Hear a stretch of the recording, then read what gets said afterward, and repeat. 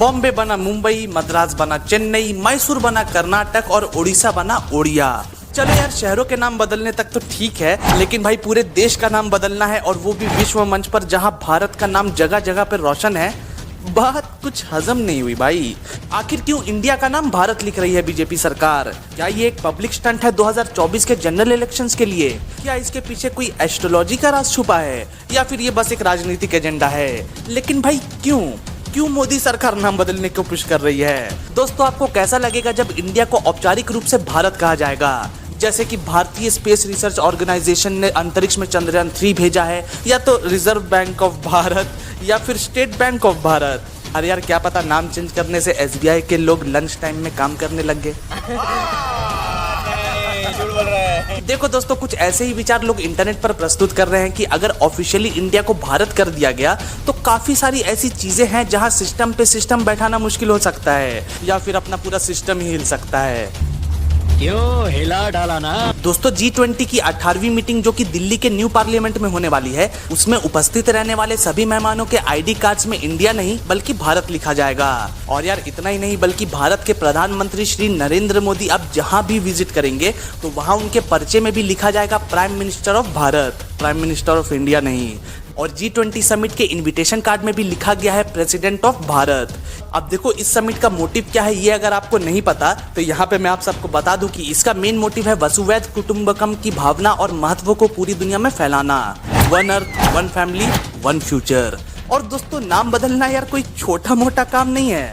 World और international stage पर इसका क्या फायदा, क्या नुकसान है, इंडियन इकोनॉमी पर इसका क्या असर होगा, हर जगह इंडिया का नाम बदलने से आम इंसान को क्या फर्क पड़ेगा, और सब कुछ बदलने के लिए कितना खर्चा होगा, ये सब भी तो मायने रखता है ना भाई। जैसे कि रोड साइंस हो गए, बिल्डिंग नेम्स हो गए, और सबसे बड़ा सवाल तो ये है कि अगर इस देश का नाम इंडिया से भारत करना ही है तो रिजर्व बैंक से छपे नोटों का क्या होगा? उसमें रिजर्व बैंक ऑफ इंडिया की जगह रिजर्व बैंक ऑफ भारत भी छापना पड़ेगा। फिर यार, कहीं फिर से डिमोनेटाइजेशन तो नहीं होने वाला?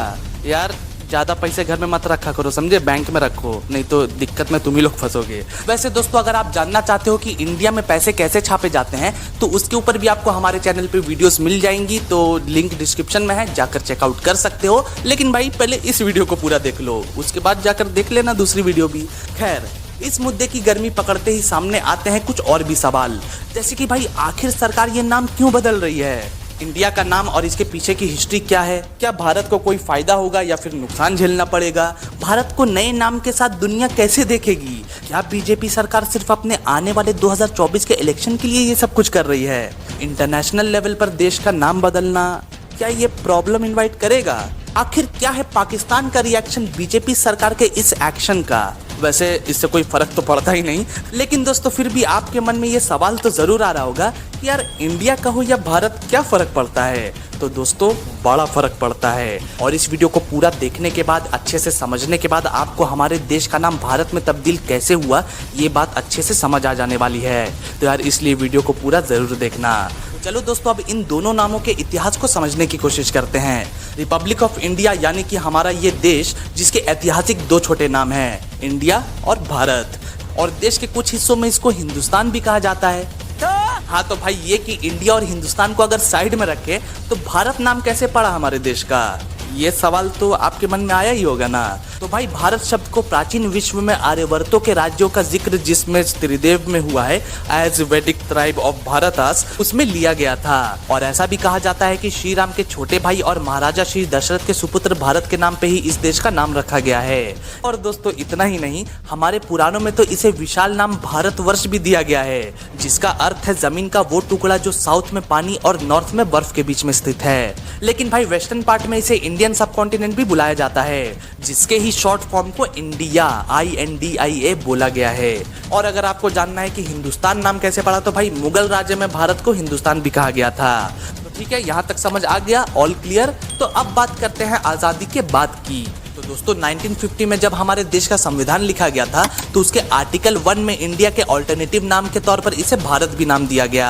यानी कि मोटा मोटी सरल भाषा में इसका मतलब ये है कि आप इंडिया को भारत भी कह सकते हो और भारत को इंडिया भी लिख सकते हो। लेकिन यार आज जब G20 के समिट के इनविटेशन में प्रेसिडेंट ऑफ इंडिया की जगह प्रेसिडेंट ऑफ भारत लिख दिया गया तो ऑपोजिशन के पॉलिटिशियंस बेवजह के डिस्प्यूट्स क्रिएट कर रहे हैं। उनके द्वारा सोशल मीडिया पर पोस्ट पे पोस्ट की जा रही है कि भाई ऐसा क्यों किया गया, और वो लोग ये भी पूछ रहे हैं कि क्या ये सब सही है। लेकिन भाई अब मैं पूछता हूँ, क्या उनका ये पूछना सही है? मतलब सोचो यार, जब भारत इंडिया है और इंडिया भारत है तो फिर पूछ क्या रहे हो? कुछ और नाम थोड़ी ना रख दिया था भाई। जब विरोध करने की कोई ढंग की वजह ही नहीं है तुम्हारे पास तो जबरदस्ती ये सब क्यों बोल रहे हो कि रिजर्व बैंक ऑफ इंडिया और इंडियन रेलवेज जैसे नामों का क्या होगा? तो भाई उन नामों का कुछ नहीं होगा। विरोध करने से पहले थोड़ा एक बार चेक तो कर लिया करो। असल में दोस्तों रिजर्व बैंक ऑफ इंडिया हो या फिर इंडियन रेलवेज या फिर कुछ भी, जो भी आप देखो जहाँ पे इंडिया या भारत लिखा जाता हो, क्योंकि दोस्तों जहाँ भी इंडियन आता है तो वहाँ पे भारतीय पहले से तो लिखा हुआ है भाई। जैसे कि अगर रिजर्व बैंक ऑफ इंडिया है तो नीचे में भारतीय रिजर्व बैंक भी तो लिखा हुआ होता है। इंडियन रेलवेज है तो भारतीय रेलवे भी तो लिखा हुआ होता है ना। चलो यार इस मुद्दे को मैं थोड़ा सा और क्लियर कर देता हूँ। 2015 में बीजेपी सरकार सुप्रीम कोर्ट को बताती है कि संविधान में कहीं भी भारत को मुख्य नाम से प्रस्तुत नहीं किया गया है, और दलील के तौर पर वो बताते हैं कि उनकी सरकार तो इस देश के नाम को या तो भारत, भारत भूमि, भारतवर्ष या फिर इंडिया दैट इज भारत या भारत दैट इज इंडिया, भाई इंडिया ही कंसिडर करती है ये। अब देखो बस इस छोटी सी वजह से ही बहुत सारे ऐसे सवाल उठने लग गए हैं कि क्या सेंट्रल गवर्नमेंट संविधान से इंडिया के शब्द को हटाकर भारत रखना चाहती है।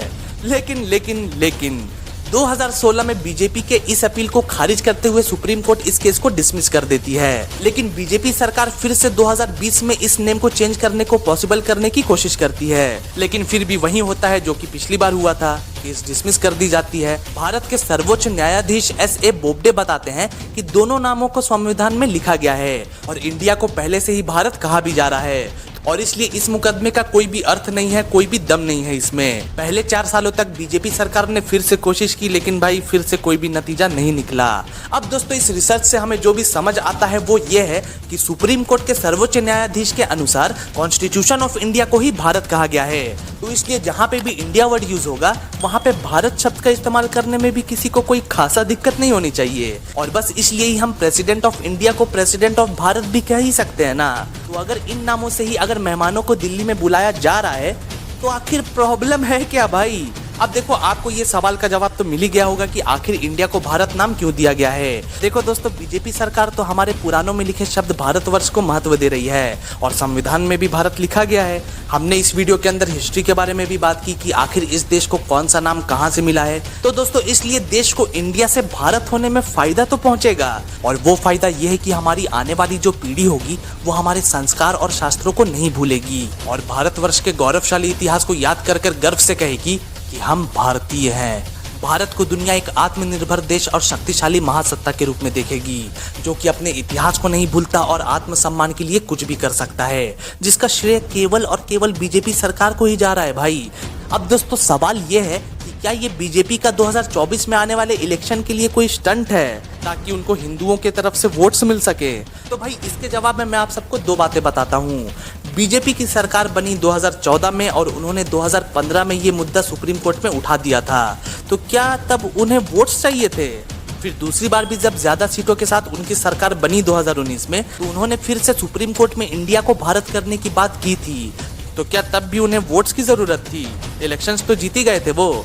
तो भाई यहाँ पे सिर्फ वो भारत के इतिहास को बचाने की कोशिश कर रहे हैं। दोस्तों इस पर आपके क्या विचार है ये मुझे कमेंट्स बॉक्स में जरूर बताना। तो दोस्तों चलो अब बात करते हैं कि इंडिया के भारत होने से पाकिस्तान को क्या प्रॉब्लम हो रही है, या फिर होनी भी चाहिए या नहीं। तो दोस्तों आप तो जानते ही हो कि पाकिस्तान एक ऐसा देश है जो शायद ही कभी भारत की किसी बात से खुश होता होगा, और इनकी जो पाकिस्तानी मीडिया है उन्होंने तो आग लगाना शुरू भी कर दिया है। वो लोग तो इंडिया को भारत करने की बात को धर्म से जोड़ रहे हैं भाई। उनका कहना है कि पहले कई शहरों के नाम को मुसलमान नेताओं के नामों से हिंदू नामों में बदल दिया गया, जैसे कि औरंगाबाद को छत्रपति संभाजी नगर कर दिया गया, और पाकिस्तानी मीडिया बोलती है कि मोदी सरकार ने तो पहले ही इन शहरों के नाम बदलकर करोड़ों मुस्लिम भाइयों और बहनों का दिल दुखाया था, और अब भारत नाम रखकर भी वो फिर से कई मुस्लिम लोगों के दिलों को ठेस पहुंचा रही है। लेकिन दोस्तों जरा सोचो, क्या इतिहास को याद रखने की बात को किसी धर्म से जोड़ना सही है? लगता है ये पाकिस्तानी भूल गए हैं कि भारत की राजधानी दिल्ली की एक मुख्य सड़क है जिसका नाम पूर्व राष्ट्रपति APJ Abdul Kalam the best president of India के नाम पर रखा गया है। तो दोस्तों आपके क्या विचार है इस बारे में? वैसे अगर आप देखना चाहते हैं कि कौन कौन से नाम भारतीय जगहों के बदले गए हैं तो उस वीडियो का लिंक भी आपको डिस्क्रिप्शन बॉक्स में मिल जाएगा। वीडियो को अंत तक देखने के लिए धन्यवाद। जाने से पहले वीडियो को लाइक और चैनल को सब्सक्राइब भी जरूर कर देना। तो चलो अब मिलते हैं अगली वीडियो में, तब तक के लिए गुड बाय, टेक केयर।